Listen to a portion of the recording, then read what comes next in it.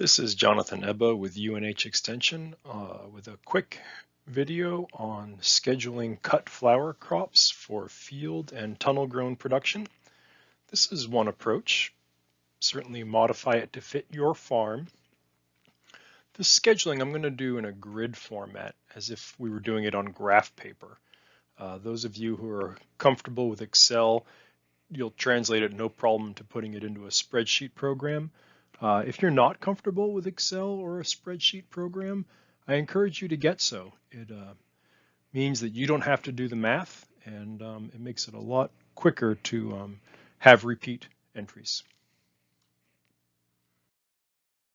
So first thing to note is that in flower production, we break the year up into weeks. So there's usually 52 weeks in a year, and you can set up your computer calendar to show weeks of the year. You can get a calendar from vendors that show the week of the year. And so, for example, on this calendar here, way back in 2020, July 22nd, we see fell on the 30th week of the year, on week 30.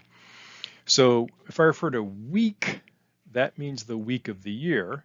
And if we refer to weeks, that's a length of time, right? So if I want to harvest a flower on week 30, and it takes me 12 weeks to get to that point, then I know that I need to, transplant it or sow it or whatever at 30 minus 12. And we're going to schedule this out, and by working scheduling this way, we can target sort of larger pushes for times in the year when we might want more crop available for sale.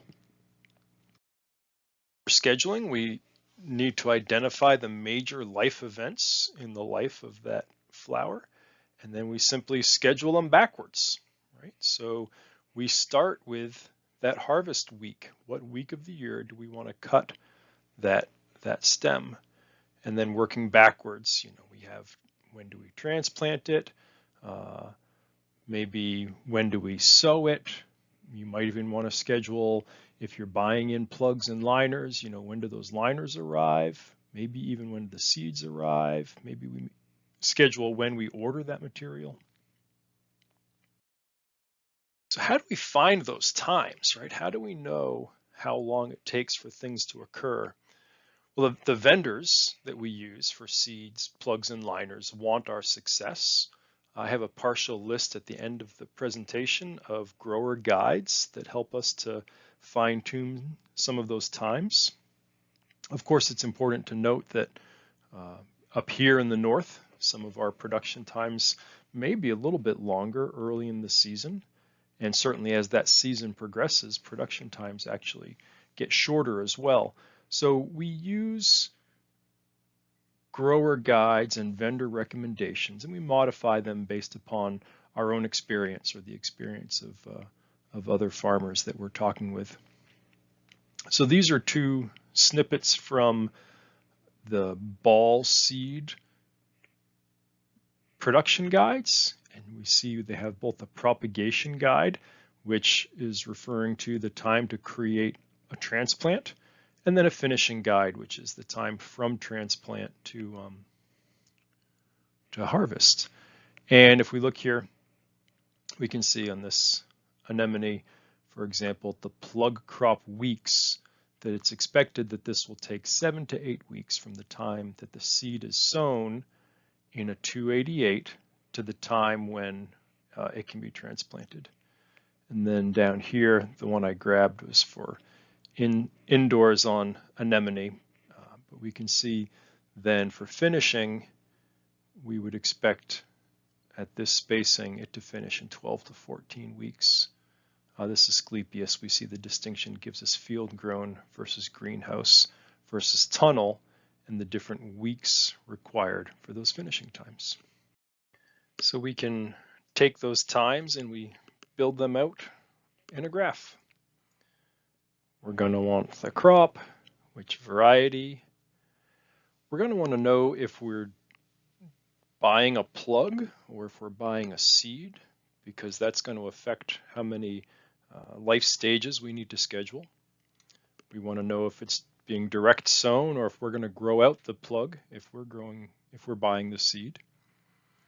And we want to know the target week. When do we want to harvest that plant, that cut? Remember, we're starting at the end of its life and we're working backwards. So how many weeks does it take from when we transplant it to when we harvest it on the target? And when do we transplant it, and which week do we transplant it? And we want to know how many weeks it sits in the plug from when we sow it to when we can transplant it, and then we can calculate our sow week. So let's look at one of those. If we take Sunflower Pro-Cut Orange, we're going to buy seeds. And this first one, we're going to not direct sow. So that means we're going to grow that plug ourselves. So if we want to target week 26 for the harvest, and we see that when we go from transplant, it takes 6 weeks from transplant to harvest this particular variety of sunflower. So the week in which we're going to transplant it, if we want to cut it on week 26 and it takes 6 weeks to get there, we have to transplant it on week 20. This particular one, we see it takes 4 weeks from when we sow it to when it can be transplanted. So if we're going to transplant it on week 20 and it takes 4 weeks to get there, we want to sow it on week 16. Then we continue to build out our schedule. You see, I'm going to have another entry for Pro-Cut Orange here because we're going to give this one a different target week so that we have some rolling sows. I'm still going to buy seed.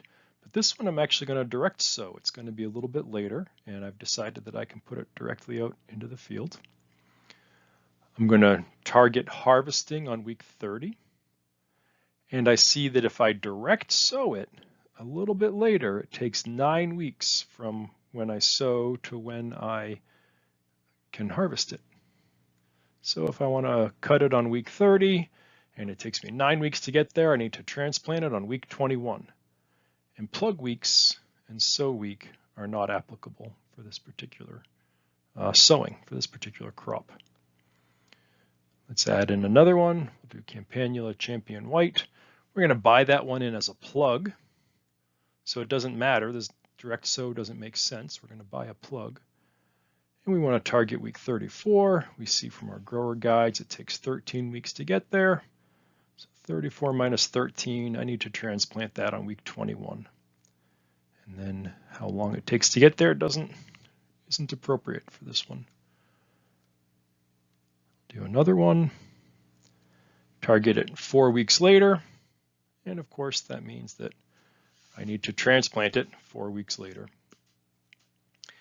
And now you see what we can do is these transplant weeks really now make sort of a schedule that I can give to myself or to my employee. If I'm doing this in Excel, I can sort it out, and I can sort it by transplant week, or I can sort it by sow week, and now I've got a calendar that I can work off of. These are the weeks that I want to transplant.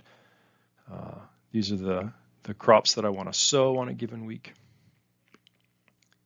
And of course, we need to once we've planned this out, if I look and I'm up here in New Hampshire, if any of my transplant weeks end up being earlier than it's safe to put that crop out, then obviously I will need to delete that crop from my planning, because there's no sense in growing the plug if I can't put it out safely when I need to in order to hit that target week. Now I want to add space into this planning to, one, make sure that we have enough room to grow what we want to grow, but two, when we start to look at how to price these things and how much they cost us, we're going to want to know how much room they're taking up, right? So if I have a plant here, and roughly the center of that plant is spaced 9 inches to the center of that plant, And then this one is spaced 9 inches to the one in the row next to it, right? We call this on-center or OC spacing. Each one of these plants now has a square around it that's 9 inches by 9 inches, right? So that is 81 square inches per plant, 9 times 9. Now here's an important distinction. So if we imagine that this length on this square over here is 1 foot, we see that's comprised of 12 inches, right? And this is another foot and 12 inches here. So this square right here is 1 inch by 1 inch. So this is 1 square inch.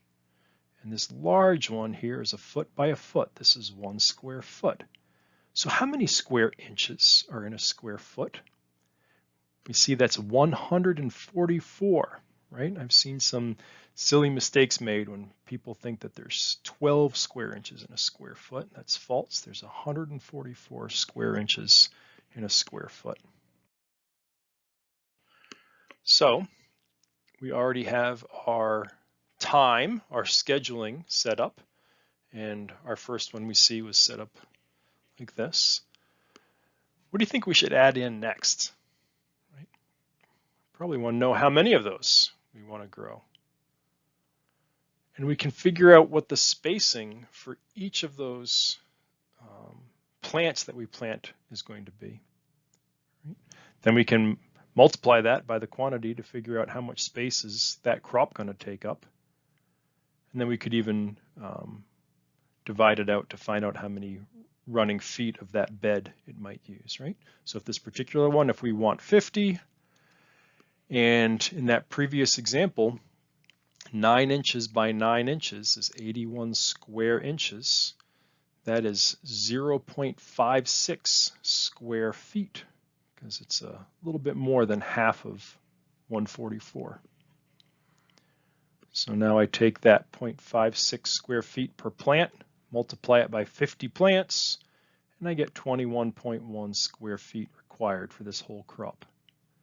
If my beds are 3 foot wide and I need 21 square feet, 21 divided by 3 is going to be 7. So it's going to take me 7 bed feet to grow this one particular crop. Here's some of those culture guides that we can look at to figure out production times, as well as spacing and other things we need to know to grow those plants well.